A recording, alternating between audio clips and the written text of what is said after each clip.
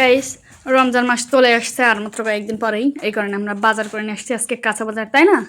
তো কি কি বাজার আনছি দেখেন না, এইখানে করে সব নামও নিচে রাখো। আমরা তো সবসময় বলি যে আমাদের ভিডিও যারা দেখেন জানেন আমরা শাকসবজি ভাড়াবু সবসময় একটু বেশি পছন্দ করে। দেখেন কত প্রকারের শাক নিয়ে আসছে। এটা ডাটা শাক,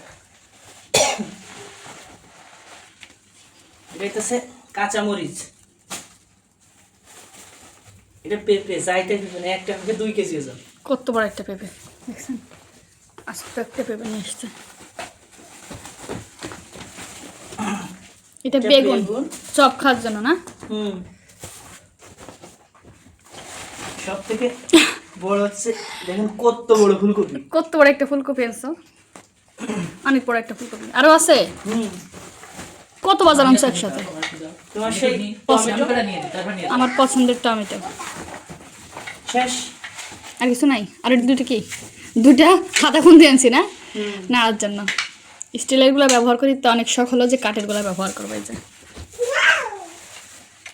তো এই যে এগুলো সব রমজানের জন্য নিয়ে আসছি, প্রথম রোজার দিকে চলে আসছে এগুলা, রোজার আগেই সব বাজার করে নিয়ে আসলাম, তাই না?